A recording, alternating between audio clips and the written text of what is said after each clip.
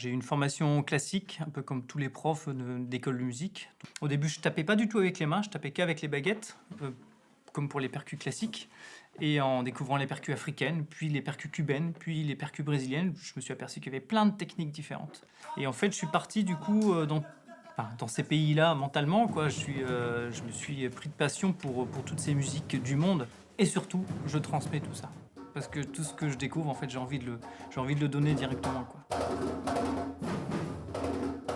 C'est une musique qui est tellement vivante qu'on ne peut pas tout écrire, en fait. Et c'est là où je me suis dit, bon, il faut que j'arrête de travailler de la même manière. Il faut que je vois les choses autrement. Moi, je démarre pédagogiquement. Tout ce que je fais, que ça soit en percussion, qui ont des origines vraiment culturelles bien précises par pays, en fait, que ça soit en percussion corporelle ou en percussion avec des objets, pour moi, tout démarre du son. Et d'abord, il faut s'approprier les sons. Et après, ces sons-là, on les ordonne dans le temps et du coup, ça devient de la musique tout d'un coup. Et donc, du coup, les gamins, ils s'approprient ça comme ils s'approprient un jeu vidéo. Quand ils ont plein de boutons sur leur manette, au début, ils savent pas quoi faire. Mais après, une fois que c'est assimilé, ils peuvent faire n'importe quoi. Bah, pour la musique, c'est pareil. Pour les percussions, c'est pareil. C'est que au début, voilà, tel son c'est pou, tel son c'est poum, tout, tac. Et après, il suffit juste de chanter. Tac, koum, tidi, tac, koum, tidi, tac, koum, tidi. Et les gamins arrivent tout de suite. Ils pensent au son et ils le font.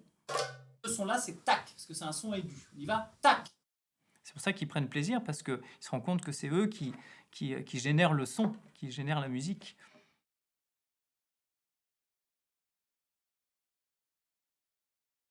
Quand on est dans la transmission orale, eh ben, on joue tout de suite. Donc on se rend tout de suite compte si c'est joli ou pas. Et ce qui est super, c'est qu'on joue tout de suite ensemble.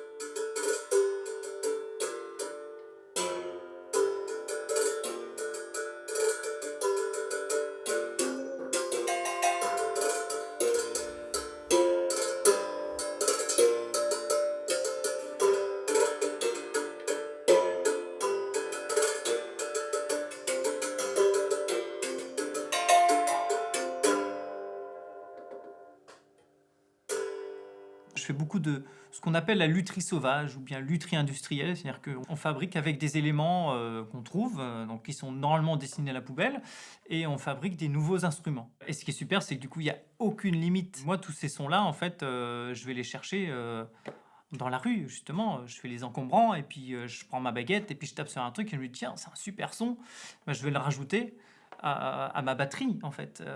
Voilà, je prends des bruits, des sons, et puis je les range bien dans le temps, et voilà, ça donne Tidy Noise, ça donne de la batterie avec des objets courants.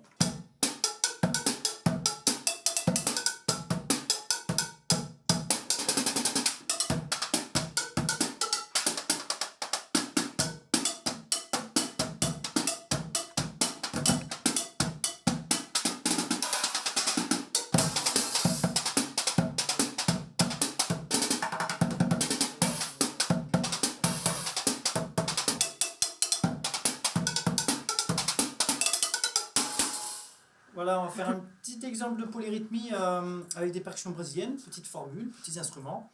On va commencer par le pandeiro, voilà.